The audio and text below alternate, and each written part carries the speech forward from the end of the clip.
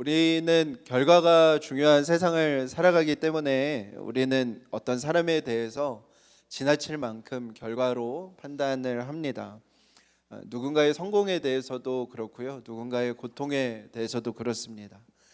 어떤 사람이 무언가를 이뤄냈으면 그 사람이 그 과정을 어떤 시간들을 지났는지, 어떤 어려움들을 극복했는지에 대한 관심은 잘 안 갖고 그 사람이 성공한 그 결과에 대하여 이런저런 이야기를 하고 때로는 험담을 하기도 하는 게 우리의 모습이고요. 고통에 대해서도 마찬가지입니다. 어떤 사람이 겪는 고통에 대해서 그 고통을 그가 지나는 과정에 대해서 관심을 갖고 생각하는 사람들은 많지 않죠. 원인이 뭐였는지 막 주위 사람들이 파악을 하고 또 그것의 결과에 대해서 얘기하는 게 우리의 모습입니다. 요셉에게도 동일합니다. 우리가 성경을 읽을 때 반복해서 나타날 수밖에 없는 건데요. 우리는 요셉의 끝을 압니다. 그죠? 요셉의 결과를 알고요. 요셉의 결과를 우리는 너무 많이 들어왔죠. 요셉은 어떤 사람이에요? 복받은 사람의 대표 주자이죠. 그래서 요셉처럼 되게 해달라고 기도도 하고 요셉이 얻은 복을 달라고 말하기도 합니다. 요셉에 대한 찬양들이 참 많은데요. 그래도 근래에 나오는 찬양 중에는 요셉이 겪었던 어려움들에 대한 고백의 찬양들도 있더라고요. 근데 특히 어린이 찬양들 이런 것들 들어보면 다 요셉이 뭐 꿈을 꿔서 뭐 이런 하나님의 은혜를 받았다 하는 노래들로 초점이 되어 있습니다. 우리는 오늘 본문을 읽으면서도요, 요셉이 겪었던 고통과 아픔 또 그 비참한들 버려짐들이 뭐였는지를 생각은 잘 안 하죠. 오늘 말씀을 읽으면서도 쑥쑥쑥 지나가면서 우리 마음속에 한켠에 어떤 게 있어요? 요셉은 총리가 됐잖아 하는 마음으로 오늘 말씀들을 봅니다. 그렇게 또 생각하는데 되게 중요한 근거가 되는 말씀, 우리의 마음을 다 뜨겁게 해주는 말씀이 오늘 등장하죠. 2절의 말씀인데 다시 한번 읽어볼까요? 시작. 여호와께서 요셉과 함께 하심으로 그가 형통한 자가 되어 그의 주인 애굽의 사람의 집에 있으니. 이런 문장이 있으면 저희는 형광펜으로 이렇게 줄을 쳐서 하나님이 우리와 함께 있으면 대박이 나는 거구나 이런 생각을 하게 되죠. 성경에서의 형통은 이 원어는 뭐 잘되다, 평탄한 길을 걷다, 형통하다, 승리를 얻다라는 좋은 단어입니다. 근데 한번 생각을 해볼까요? 요셉이 형통해서 얻은 게 뭡니까? 종들 중에 1등 됐다는 거예요. 그죠? 얼마만큼의 시간이 37장에서 39장 동안 지났는지는 모르겠지만 요셉은 어쩌면 불과 몇 달 전 혹은 수년 전만 하더라도요, 어떤 사람이었냐면 아버지의 집에서 관리자의 일을 하던 사람이었어요. 형들에게 조금 미움은 받았지만 아버지와 어머니에게는 전폭적인 사랑을 받았던 사람이 요셉이었고요. 형과 함께 아버지 집에 있던 모든 재산과 종들을 관리하던 관리인이 누구였어요? 요셉이었어요. 실질적으로 종을 부리던 권위자였습니다. 근데 그 요셉이 형들에게 팔리고 형들은 사실 그를 죽인 거나 다름없이 해서 팔아 넘겨가지고 이방 나라의 군대 장관의 종이 됐어요. 그 종이 돼서 종들을 관리하는 종이 된 게 부러우세요? 그것이 우리가 생각하는 형통, 우리가 바라는 성공, 우리가 원하는 삶인가 한번 질문해봐야 하는 것이죠. 많은 사람들은 출세하면 억울함이 해소된다고 생각을 해요. 그럴까요? 억울함의 순간순간은 요셉에게 어떤 순간순간들 속에서 요셉은 그 억울함들로 인해서 삶의 한 자락을 내가 앞으로 해결해 갈 수 있을까 끊임없이 질문했을 거예요. 요셉이 겪는 그 억울함이 이 억울함이 결국엔 내가 좋은 결과가 생길 거야, 좋은 내가 될 거야, 내가 어쩌면 총리가 될 수 있을지도 몰라라고 생각을 한 번이라도 했을까요? 우리는 다 결과로 그렇게 유추하는 거예요. 우리는 요셉이 겪었던 고통과 억울함은 다 삭제시키고 우리는 성경을 읽을 때도 계속 그것만 생각을 하는 거죠. 결국 요셉은 애굽의 총리가 됐잖아. 근데 정말 우리가 요셉의 삶을 우리가 읽으면서 37장에서도 제가 그 말씀을 드렸는데요. 우리는 아니더라도 우리의 자녀가 요셉과 같은 삶을 살기를 바라는가 질문하면서 읽어야 하는 것이죠. 우리 안에 요셉이 후에 얻을 결과를 잠시 있고, 그럼 오늘 말씀 속에서 요셉이 하나님이 함께 하심으로 겪었던 형통함이 무엇이었을까를 생각해 보겠습니다. 창세기 39장에서는 이 문장, 그리고 요셉의 삶에 끊임없이 반복되는 한 문장이 있는데요, 바로 하나님께서 요셉과 함께 하셨다입니다. 요셉은 자기의 삶을 한 단어로 정리했어요. 억울함이라는 단어입니다. 그게 요셉이 자기의 삶을 표현하고 정리한 단어입니다. 근데 하나님은 요셉을 향한 대표 문장을 이 문장으로 생각하셨던 것 같아요. 하나님이 요셉과 함께 하셨다. 창세기 39장은 요셉에게 일어난 모든 일들이 하나님이 요셉과 함께 하셨기 때문에 일어난 일임을 우리에게 알려줍니다. 요셉에 대한 이야기가 아니라 요셉에게 하나님이 함께 하셨을 때 요셉에게 어떤 일이 일어났는지를 말하고 있는 거예요. 먼저 나타난 특징은 요셉이 하나님과 함께 한다는 것을 주인인 보디발이 알게 되었다는 겁니다. 보디발은 요셉을 보면서 저 사람은 저 사람이 믿는 하나님, 그 신과 함께하는 자구나라는 것을 알았어요. 보디발이 대단한 영성가여서 알았을까요? 그렇지는 않았겠죠. 오늘 성경에 보면 요셉에게 맡긴 일에 문제가 생기지 않았고 요셉이 담당하는 일마다 좋은 결과가 생기는 것을 보고 보디발은 뭐라고 생각했냐면 요셉과 하나님이 함께 하시는구나 라는 것을 알았습니다. 그러니까 요셉에게 있는 어떤 삶의 태도와 일에 대한 모습 속에서 주인을 존중하고 주인이 맡긴 일을 성실하고 신실하게 감당하는 모습을 통해서 보디발은 요셉이 하나님과 함께 한다는 것을 알았어요.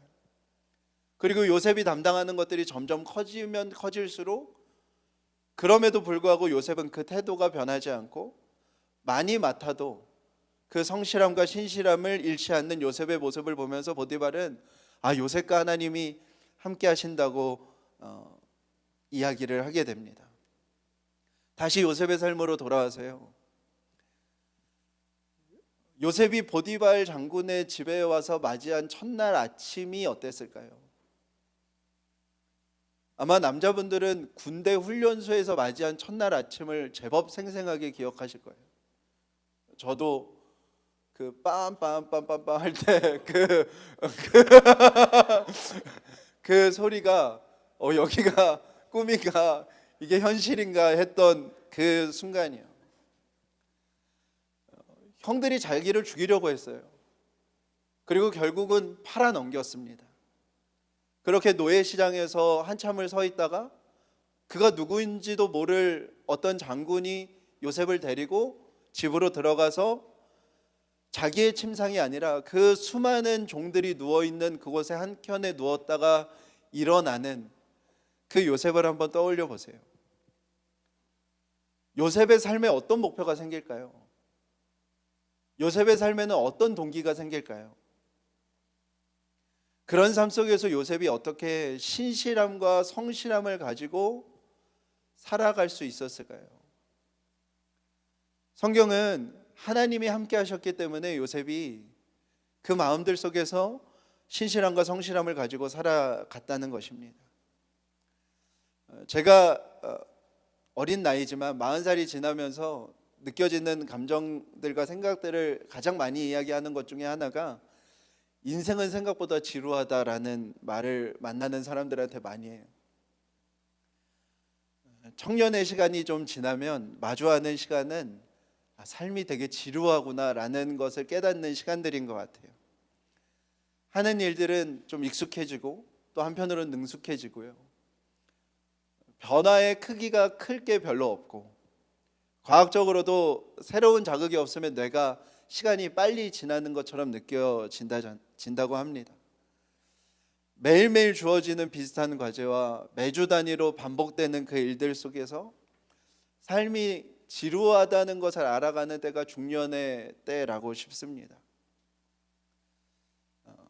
제가 좋아하는 박총 작가가요, 글 중에 그렇게 쓴 글이 있었어요. 인생은 빨래를 개는 것에 재미를 느끼지 못하면, 설거지할 때 콧노래가 나오지 않는다면, 음식을 한 끼 준비하는 즐거움과 먹는 것의 희열을 경험할 수 없다면, 그 작고 사소한 한순간에 마음이 다해지지 않는다면 견뎌낼 수 없는 무거움이다. 막 아멘 막 이러면서 자신의 침상이 아닌 그 수많은 종들이 한데 엉켜 잠을 자서 그 방에서 아침을 맞이하는, 그 밤을 넘겨야 되고 아침을 맞이했던 요셉의 마음은 어땠을까요? 모든 것을 포기하고 싶고 형에 대한 원망과 아버지에 대한 그리움이 남았던 그 시절 동안 요셉은 도대체 어떻게 성실하고 신실한 마음을 갖고 살아갈 수 있었을까요? 그 마주하는 아침마다 요셉에게 그 마음이 들게 했던 것은 무엇이었을까요? 그것이 하나님이 함께 하셨다는 그 증거라는 것입니다. 어떤 이들은 요셉이 꿈을 꾸었기 때문에 그 상황들을 이겨냈을 거라고 말해요. 아니요, 저는 완전히 다르게 생각합니다. 요셉은 그 꿈을 잊었기 때문에 견뎌낼 수 있었을 거예요. 사람은 이상과 현실의 괴리를 못 견뎌야 합니다. 그것이 클수록요, 사람은 불행해요. 그 심리학 결과 속에서 종교를 가진 사람들이 불행한 이유 중에 하나가 여기에 있다고 해요. 이상과 현실의 괴리가 너무 큰 게 종교를 가진 사람들이 불행할 수 있는 이유라고 합니다. 야망이 높고 욕심이 많은 사람은요, 보잘것없는 하루를 넘기기를 어려워합니다. 여러분들, 요셉이 그 꿈 때문에 하루하루를 버텨냈을까요? 아니요, 그 꿈을 잊지 않았다면 요셉은 미쳤을 거예요. 성경은 그런 말을 하지 않습니다.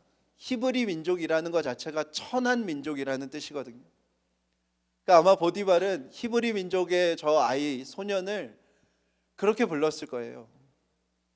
천한 민족 출신의 아라비아 상인에게 팔려온 한 청년, 그 청년이 매일매일 아침을 찾아오는 것에 좌절하지 않았던 이유, 그것이 하나님이 함께 하심이라는 것입니다. 요셉에게 큰 시험이 닥칩니다. 성경은 인물이 아름다운 몇 사람을 아예 특정해서 알려주고 있는데요, 그 중에 하나가 요셉입니다. 그러니까 요셉은 성실하고 신실하고 외모도 준수했어요. 오늘 말씀에 보면 주인의 아내는 요셉에게 계속해서 반복하여 동침을 요구합니다. 근데 요셉이 한결같이 거절을 하는데요, 그 거절의 내용이 이런 내용이에요. 이 집에는 주인 외에 나보다 큰 이가 없으나 주인이 내게 금하지 않은 것은 당신뿐입니다. 어디서 많이 보던 문장 같죠? 아담과 하와가 고백했던 그 문장과 동일한 표현입니다. 하나님께서 이 동산의 모든 것을 나에게 맡기셨지만 단 한 가지 선악을 알게 하는 나무 열매 하나만 금하셨습니다. 아담과 하와는 그 죄를 범하여 스스로 하나님이 되고자 하였고, 요셉에게는 그 죄의 문제가 극복되고 있음을 알려주는 것이 이 본문이 전달하고 있는 것이죠. 근데 요셉은 원래 어떤 사람이었죠? 요셉은 지배욕이 가득했던 사람입니다. 아버지도 가스라이팅을 해서 자신의 말 말고는 이 집에 들을 수 있는 의견을 가진 사람이 없다고 말했던 사람이고요. 얼마나 그게 강했으면 꾸는 꿈마다 그런 꿈을 꿨을까요? 고생하는 형들에게도 위로자로 다가가는 게 아니라 지배자와 관리자로 다가갔던 요셉입니다. 근데 그런 요셉에게 하나님께서 함께 하실 때 요셉에게 있던 그 지배욕이 요셉을 충동하지 않았다는 거예요.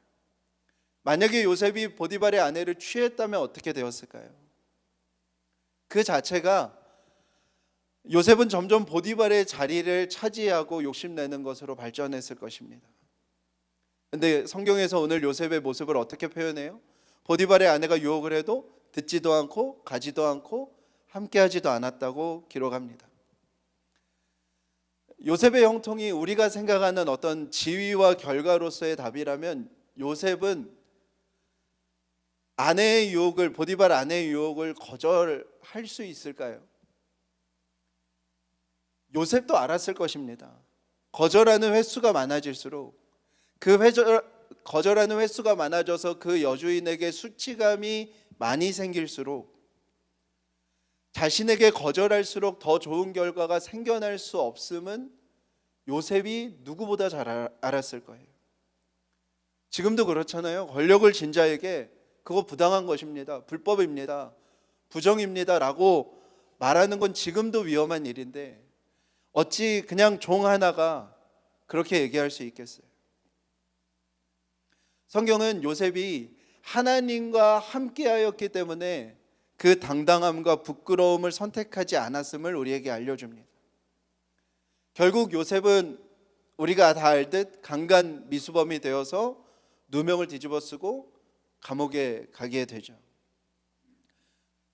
그리고 거기에서도 놀라운 장면이 나와요. 주인은 화가 났지만 또 아내의 말을 들어줄 수밖에 없었지만 요셉이 그랬을 거라 생각하지 않았던 것 같아요. 왜요? 종이 여주인을 강간하려고 하였다면 그 종은 어떻게 해야 될까요? 다른 종들이 다 보고 있기 때문에 그럴 때에는 그 다른 종들의 본보기로 아주 잔인하고 엄혹하고 공포감과 두려움이 들게 해야 되는 것입니다. 그런데 오늘 보디발은 요셉을 어떻게 했어요? 왕의 죄수들을 가두는 곳에 보냈어요. 그냥 감옥도 아니고 죽인 것도 아니고 왕의 죄수를 가두는 곳에 요셉을 보내게 됩니다. 우리의 기대대로 형통함을 읽는다면 어쩌면 요셉에게 있어서 형통해서 운이 좋았던 것 하나는 이거 하나일지도 모르겠어요. 요셉이 왕의 신하들이 가는 감옥에 가게 되었다는 것이죠. 오늘 39장에서 요셉의 겪은 고통과 아픔들 속에서 요셉의 형통함들을 본다면 하나님이 함께 하시고 그로 인하여 요셉이 형통하였다는 것은 요셉이 매일 아침 신실한 마음과 성실한 마음과 당당함과 부끄럽지 않음을 가지고 살아가게 하셨다는 것입니다. 그 시간 속에서 요셉이 원래 가지고 있던 기질, 요셉이 원래 가지고 있던 본래의 성품, 요셉이 가지고 있던 삶의 태도, 요셉이 타인과 관계 맺는 방식들이 요셉은 스스로 문제라고 생각해 본 적이 없어요. 요셉은 자기가 형들보다 유능하다고 생각했을 거예요. 근데 그것이 하나님이 함께 하시는 시간들을 통하여 다듬어져 가고 있음을 우리에게 알려주는 것이죠. 하나님이 함께 하시는 것으로 요셉이 형통하게 되었다는 오늘 본문에서의 말씀은 하나님이 함께 하셔서 요셉이 신실하고 성실하고 당당하고 부끄럽지 않게 살아갔다는 것입니다. 교회 안에 한동안 이 논쟁들이 참 많았어요. 고지론과 형통론 같은 이야기요. 저는 그렇게 생각합니다. 이 말들이요 다 목사님들의 브랜딩과 마케팅이라고 생각을 해요. 지금으로 따지면 썸네일에 이렇게 관심을 끄는 어그로 같은 표현이라고 생각을 합니다. 왜요? 그 말을 하시는 분들도 정작 얘기를 다 들어보면 고지론에 대한 얘기를 하시는 건 아니거든요. 이 세상을 살아가는 사람들, 이 세상의 현실, 이 세상의 법과 제도 속에서 살아가는 이들이요 고지론을 말하며 산다고 하여도 변심하지 않을 수가 있을까? 그 반대로 미답지론, 낮은 곳으로 우리가 가야 한다고 하는 사람들이요 많이 있는데요, 그 사람들에게는 나태가 없을 수 있을까? 고지론을 추구하는 사람들이 성실함과 신실함은 갖고 있겠지만 당당함과 부끄럽지 않음을 가지고 살아갈 수 있을까? 저지론을 주장하는 사람들은 오히려 신실함과 성실함은 잃어버린 채 몇 가지 주장만을 강하게 하는 것은 아닐까라는 질문을 하게 되죠. 왜 이런 이야기에 우리의 관심이 끌리냐면요, 다 결론에 대한 이야기를 하기 때문에 그렇습니다. 다 결론지향적인 이야기를 하기 때문에 그래요. 우리가 요셉에 대하여 그러는 것처럼 요셉에 대하여 말씀들을 읽을 때 그 순간순간에 요셉이 겪었던 문제들을 돌아볼 생각은 안 하고, 그래 요셉은 결국에 총리가 되었어 라는 생각만 하면서 요셉을 읽는 것처럼 그렇습니다. 사랑하는 여러분, 하나님의 뜻을 우리가 물으면서 삽니다. 하나님의 뜻을 묻는 것에 우리는 어떤 것을 구하면서 하나님의 뜻을 묻죠? 그 역시 대부분은 결론적으로 주어질 나의 모습을 떠올려요. 하나님의 복을 정량적으로 하나님 앞에 구할 때도 하나님이 함께하는지, 하나님이 나를 떠나신 것 같은지도 우리는 다 무엇으로 생각하냐면 우리의 최종적인 위치를 따지고 물으면서 그 생각들을 합니다. 근데 하나님이 우리에게 알려주시는 것은, 하나님은 우리의 결론, 우리가 생각하는 우리의 최종의 상태에 대하여 큰 관심이 있지 않으신 것 같아요. 하나님은 우리와 함께 하시는 그 모든 과정 가운데 우리를 형통케 하시는 분이십니다. 그것은요, 우리가 지나는 모든 과정 속에, 우리가 겪어내는 모든 억울함 속에, 우리가 매일 마주해야 되는 아침과 한없이 어두운 밤 속에서 하나님이 우리의 마음을 새롭게 하셔서 다시 성실하고 신실한 마음을 주시고 당당하고 부끄럽지 않음을 가지고 살아가게 하시는 분이시기 때문이라고 믿습니다. 사랑하는 여러분, 이 말씀을 자주 드리고요, 꼭 기억하시면서 사셔야 합니다. 복음이 복음되기 위해서는, 진리가 진리되기 위해서는 한 가지가 확보되어야 합니다. 그것은 보편성입니다. 이 역사의 어느 시대에도 복음이어야 하고요, 이 세상에 존재하는 어느 나라나 어느 민족이나 어느 사람에게도 진리여야 합니다. 동시에요, 여러분의 태어나서 죽을 때까지의 모든 인생에서도 어느 곳에 이야기가 되어도 복음이어야 합니다. 여러분 인생에 여러분이 목표로 한 것이 이루어지는 순간 우리는요, 그것이 나의 최종적인 위치라고 생각을 하며 살아요. 이 땅을 살아가는 사람들은 그렇습니다. 내 커리어가 가장 정점에 빛나는 순간을 내 삶의 최종적인 위치인 것처럼 생각하면서 삽니다. 근데 기억하셔야 돼요. 그때의 복음과 그때의 진리와 내가 걸을 수 없고 스스로 숨을 쉴 수 없고 대소변도 스스로 해결할 수 없는 그때의 복음과 진리가 동일해야 합니다.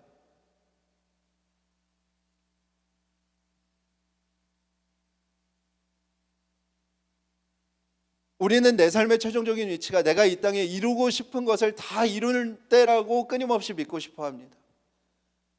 요셉이 총리가 되는 순간을 떠올리는 것처럼요. 그런데 성경은요, 우리의 최종적인 위치를 죽음이라고 알려줘요. 그래서 우리가 믿는 바 속에서는요, 죽음 앞에서 복음이 아닌 것은 절대로 복음일 수 없고요, 죽음 앞에서 진리가 아닌 것은 절대로 진리일 수 없는 것입니다. 사랑하는 여러분, 하나님의 함께 하심으로 인해 그로 인한 형통이 내 삶의 보편성을 관통하는 진리라고 한다면 그 형통이 더 나은 자리를 차지하는 거겠습니까? 더 높은 신분을 차지하는 거겠습니까? 종들 중에 1등 하는 것이 그 형통을 말하는 것이겠습니까?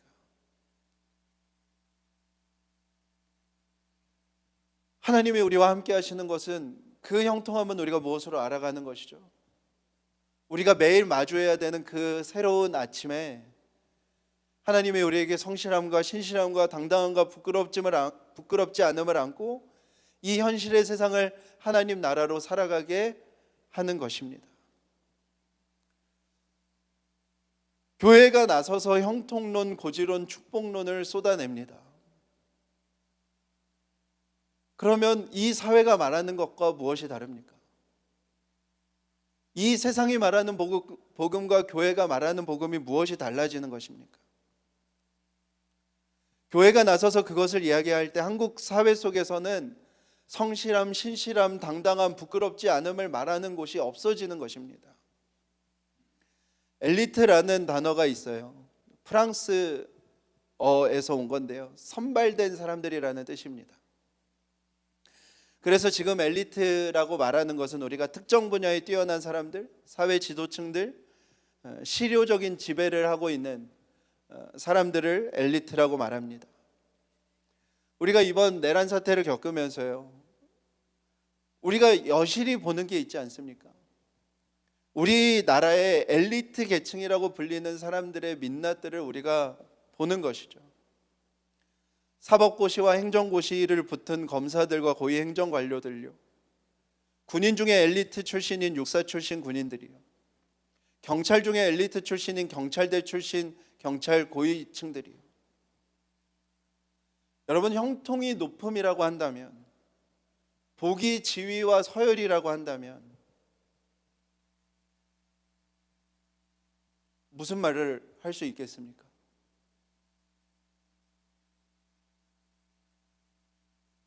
많은 사람들이 그 중에 기독교인이었는데 성실함과 신실함과 당당함과 부끄럽지 않음이 신앙의 몫이라고 누군가 가르쳤다면 그렇게 되었을까?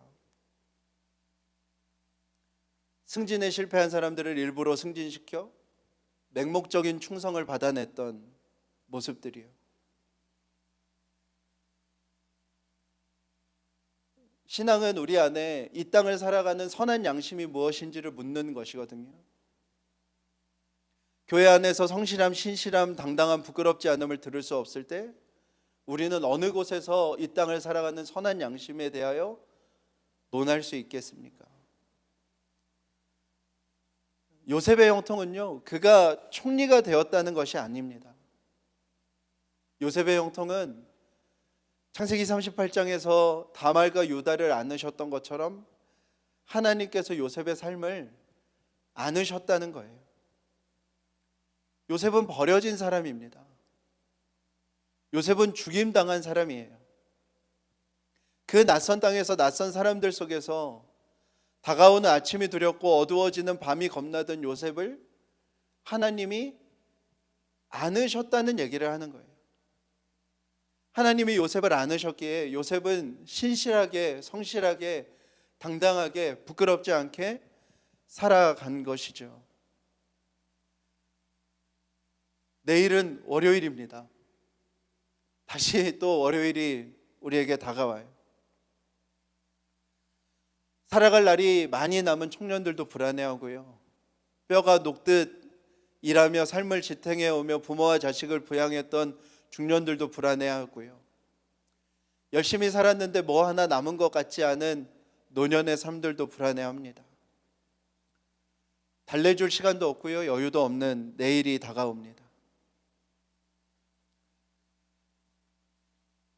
앞으로 어떤 일이 펼쳐질지, 나는 이 사회에서 내 효용을 언제까지 증명해낼 수 있을지, 또 우리의 건강 사태는 어떻게 버텨줄 수 있을지, 관계도 가족도 어느 것 하나 내 마음대로 되지 않는 우리의 삶입니다. 사랑하는 여러분, 하나님이 여러분과 함께하고 계십니까? 하나님이 여러분을 형통하게 하고 계십니까? 형통할 게 없는데. 아니요, 거기에 있지 않아요. 하나님이 우리와 함께 하셔서 내일 또 다시 우리 안에 성실한 마음이 생기는 것, 약속한 것들을 신실하게 지킬 수 있게 되는 것, 헛된 것 때문에 당당함을 잃지 않는 것, 부러움이 아닌 부끄럽지 않는 삶을 선택하는 것, 그것이 하나님이 우리와 함께 하시는 증거이고 하나님의 형통함으로 우리에게 부어주시는 은혜인 것입니다. 주보에 있는데 우리 마태복음 6장 26절에서 34절 새 한글 성경인데요, 우리 한 목소리로 한번 읽어볼까요? 시작. 하늘의 새들을 자세히 보세요. 새들은 씨를 뿌리지도 거두어 들이지도 광에 모아 들이지도 않아요. 그러나 여러분의 하늘 아버지께서 새들을 먹이십니다. 여러분이야말로 그것들하고는 다르지 않습니까? 걱정한다고 해서 여러분 가운데 누가 자기 키를 단지 50cm라도 늘릴 수 있나요? 또 옷을 두고 여러분은 왜 걱정하십니까? 들의 꽃들이 어떻게 자라는지 보고 배우세요. 힘들여 일하지 않아도 실을 뽑지도 않습니다.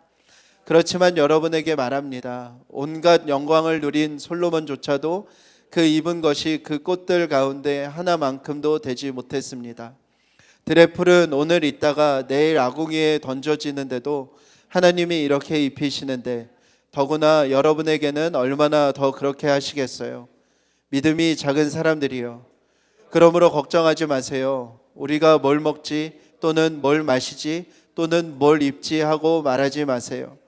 이런 것들은 모두 다른 민족들이 아등바등 찾는 것들이니까요. 그런데 여러분의 하늘 아버지는 여러분에게 이런 모든 것들이 필요한 줄 알고 계십니다. 여러분은 먼저 하나님의 나라와 하나님의 의를 힘써 찾으세요. 그러면 하나님이 이런 모든 것들을 여러분에게 보태 주실 것입니다. 그러므로 내일을 위해 걱정하지 마세요. 내일 걱정은 내일이 할 터이니까요. 그날의 나쁜 일은 그날로 충분합니다. 아멘. 사랑하는 여러분, 수많은 새들을 안으시는 분이 저와 여러분의 삶을 안으셨습니다. 수많은 들풀과 꽃들을 안으신 분이 저와 여러분의 삶을 안으신 것입니다. 나쁜 일이 일어나도 내일 걱정을 오늘 하지 않는 은혜가 저와 여러분에게 있기를 축복합니다.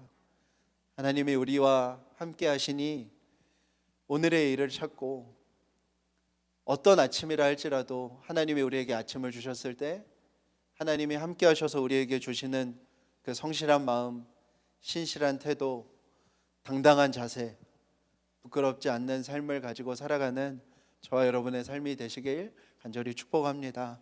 우리 함께 찬양하도록 하겠습니다. 우리 시간을 뚫고